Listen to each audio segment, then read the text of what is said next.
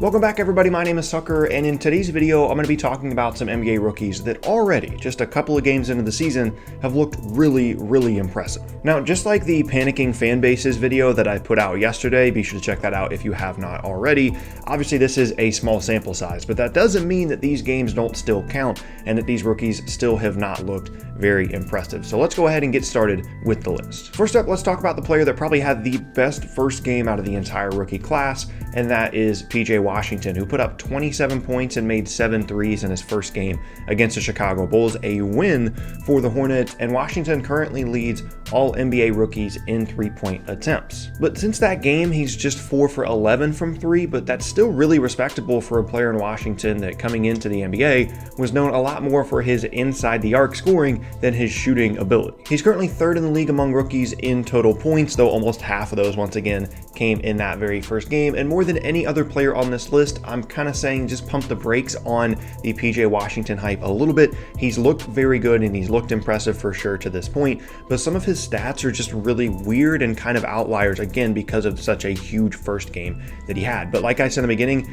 that first game still absolutely counts, and it's still a great thing that he got off to such a great start. For example, in terms of those strange stats, his field goal percentage from the field is currently less than his three-point percentage. He's shooting 11 for 22 from 3 and shooting less than 50% from the field. So there's just kind of some weird things going on for him. But like I said, he's still looked good since that opening night breakout game. He still averaged around 10 points per game in the 3 following games. So he still looked impressive, but not as impressive as some of the other guys that I'm going to talk about on this list. Next up is going to be RJ Barrett. And I will fully admit that I was not very high on this guy before the draft. I didn't really think that he looked all that great considering the situation at Duke, and I wasn't going to be surprised at all if he struggled, especially early in his rookie season. But to this point, he's looked really good. He's first among rookies in terms of total points. He's second in points per game, and is actually even shooting 7 for 15 from three-point range as well. And again, this is surprising for me because a lot of the concerns that I had about him showed to be true in both the Summer League and the preseason, when he just didn't look good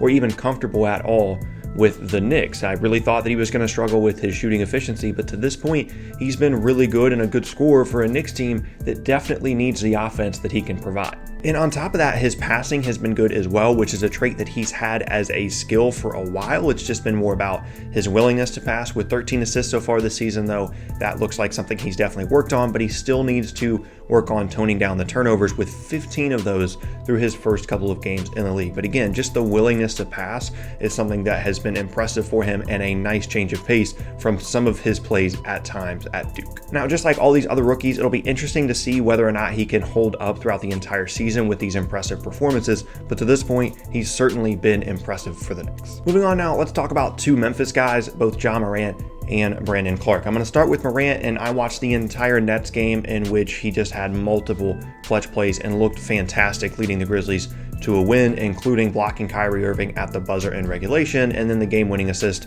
to Jay Crowder as well. And by far the most impressive thing about Morant to this point for me is his ability to just continually get in the paint no matter what. The defense cannot stop this guy from getting to the rim with his athleticism, with his length, and I don't know if the three-point shooting stuff will ever develop. It's certainly not develop anytime soon, even though he is 2 for 4 from 3 to this point in the season. But even without all that other stuff, good luck trying to keep this guy out of the paint until then. And as advertised before the draft, he has been one of the best, if not the best passers among rookies in the league to this point. He's currently first among rookies in assists with 18, although he does, just like Barrett, need to turn down his turnover numbers at 16 to those 18 assists. And on the other hand, for Brandon Clarke, it's just been all about bringing energy, being efficient from the field, and not trying to do too much for a Grizzlies team that has a good amount of talent and is a really fun team to watch. He's such a great athlete that he doesn't really need to do a ton to get 10 or so points per game. He just needs to wait in the lane for his guards to dish it off to him. He just needs to crash the glass. And he's shown some nice little in-between finishes on push shots and floaters and things like that off the catch in the lane as well. And all of those things are really promising. He's still kind of testing out the three-point shot, only 1 for 5 through his first couple of games. But on the defensive end, he's been very energetic and has 5 blocks and 2 steals through just 3 games. So he has been as advertised as a late round steal for the Grizzlies so far this season. And as I talked about in the Grizzlies season preview video, the development of Clarke and the fact that they got him and he looks to be such a good steal at the end of the first round of the draft is huge for them, because outside of him, they really don't have a ton of really promising young players other than Ja Morant and Jaren Jackson Jr., obviously. So if this can be a guy that's a two-way player that can be a 4 and a 5, can space the floor a little bit once he works on his three-point shot, provides great energy on the glass, plays on both ends, that would be huge for them. And it's just such a nice complementary player. Like, I'm not sure that Brandon Clarke is ever going to end up being an all-star caliber player or anything, but if he can just be what he is right now, but to a whole nother level, if he just takes it to the next level in terms of a complementary option, it would be such a big deal for this team. And I'm not convinced that he needs to be able to knock down threes to be able to do that, because he is such a good athlete to just kind of play like a combo 4-5, maybe work on some playmaking, be able to kick the ball out to open shooters. But again, if he could work on that three-point shot, that would be a big deal for them. Moving on now, let's talk about one of my favorite rookies in this entire class leading up to the draft, and it's Coby White for the Chicago Bulls. And despite their early season struggles, you can make the case that he has been one of the most impressive rookies across the entire league to this point. He's currently 7th among rookies in points and 6th in assists per game, but most impressively, especially compared to some of the other high volume ball handlers that we've talked about to this point, like Morant and Barrett, he only has 4 turnovers through his team's first 4 games, in sharp contrast, like I said, to those other 2 guys that I talked about earlier. And just like people thought that he would coming into the NBA, White has been extremely good at getting in the paint, getting out in transition, and he's also shown a ton of confidence in his three-point shot, and is currently 2nd among rookies in three-point attempts in total. However, just like most rookies, he does need to improve his efficiency both from the field as well as from three-point range, but I can't tell you enough how impressed I've been just with the eye test from him. There's obviously good stats, but he just looks so comfortable, and I've been so impressed with how quickly he's transitioned to the NBA game in what at times has been a relatively difficult situation to this point in Chicago. And on top of that, although it is still early, it's possible that Coby White could end up being the 2nd best point guard in this class behind Ja Morant, based off some of the struggles that Darius Garland has had for Cleveland to this point. But like I said, it's just a few games into these guys' careers, but that has to at least be a thought in the back of your mind if you're a Cavs fan, thinking, maybe we drafted the wrong guy. But still, I don't want to bring down Darius Garland here. I just want to talk about how good and how impressive Coby White has been, and I really like him, just as I did leading up throughout the entire draft process. And last up now, we get to the completely out of nowhere one. As of right now, Kendrick Nunn is your leading point per game scorer among NBA rookies through his first 3 games. As of right now, he is 2nd among rookies in three-point attempts as well as makes, behind only Washington, who I talked about earlier, with 50, 40, 90 plus percentages across the board, again, through just 3 games. But that's still incredibly impressive for a player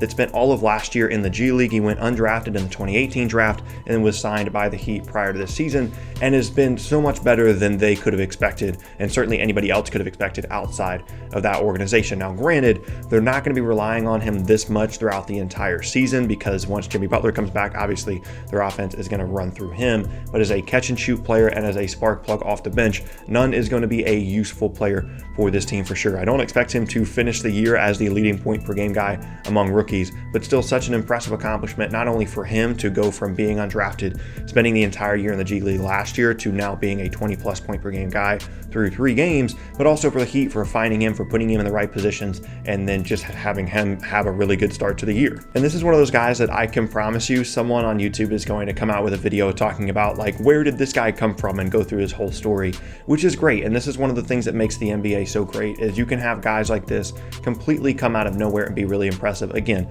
it's a small sample size, but this is a guy that can absolutely score the ball. He averaged almost 26 points per game, as a senior at Oakland in his final year in college, again, before spending 2018 in the G League and then signing a deal with the Heat before this season. But Kendrick Nunn has been definitely the most out of nowhere impressive rookie to start this NBA season. But there you have it. That is going to be the end of today's video, and I thank you all very much for watching. Be sure to let me know down in the comment section below who you think has been the most impressive NBA rookie to this point. Again, to me, I still think that it's Coby White, despite the fact that RJ Barrett and Ja Morant have looked great. Those guys were obviously higher draft picks than White was. You knew that they were going to be good, or at least, okay to start their careers. But White has been so impressive in that situation, and the turnover number is just so critical to me as well. Being efficient as a passer has been super impressive for me. So he would be my guy if I was leaving that comment down below. But be sure, to leave yours. Once again, my name is Tucker. I hope you guys enjoyed today's video. I thank you all very much for watching, and I will see you all next time.